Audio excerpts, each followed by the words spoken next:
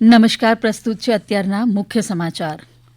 રાષ્ટ્રપતિ દ્રૌપદી મુર્મુ આવતા મહિનાની 5મી તારીખે નવી દિલ્હીના વિજ્ઞાન ભવનમાં 48 શિક્ષકોને રાષ્ટ્રીય શિક્ષક પુરસ્કાર એનાયત કરશે.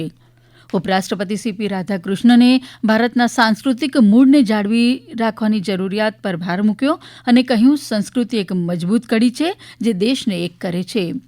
પ્રધાનમંત્રી મોદીએ કહ્યું કે ભારતને વૈશ્વિક સ્તરે વિકાસ માટે ઉજ્જવળ સ્થળ તરીકે જોવામાં આવી રહ્યું છે. ગૃહમંત્રી અમિત શાહે ભારત બાંગ્લાદેશ સરહદ પર વાડ કરવાના પશ્ચિમ બંગાળ સરકારના નિર્ણયની પ્રશંસા કરી. પ્રવાસન સહયોગને મજબૂત બનાવવા માટે બ્રિક્સના પ્રવાસન મંત્રીઓએ જયપુર ઘોષણાપત્ર અપનાવ્યું.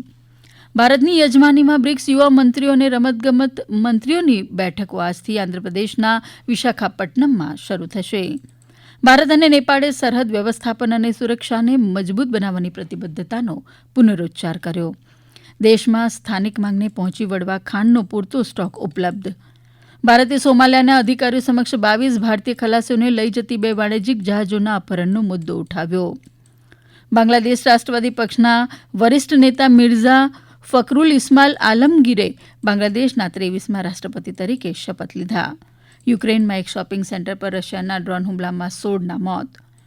અમેરિકાના અલાસ્કામાં ગાઢ ધુમ્મસના કારણે વિમાન ક્રેશ થતાં સવાર તમામ 8 લોકોના મોત. રાજ્યભરમાં પોલીસનું કેફી દ્રવ્યોને ઝડપવા માટે વ્યાપક અભિયાન. ભાવનગર નકલી દારૂકાંડમાં ઝડપાયેલો મુખ્ય સૂત્રધાર 9 દિવસના રિમાન્ડ પર. રાજકોટમાં જુનિયર મહિલા તબીબ સાથે ગેરવર્તણૂકના મામલે તબીબ અશ્વિન રામાણીની બદલી કરાઈ.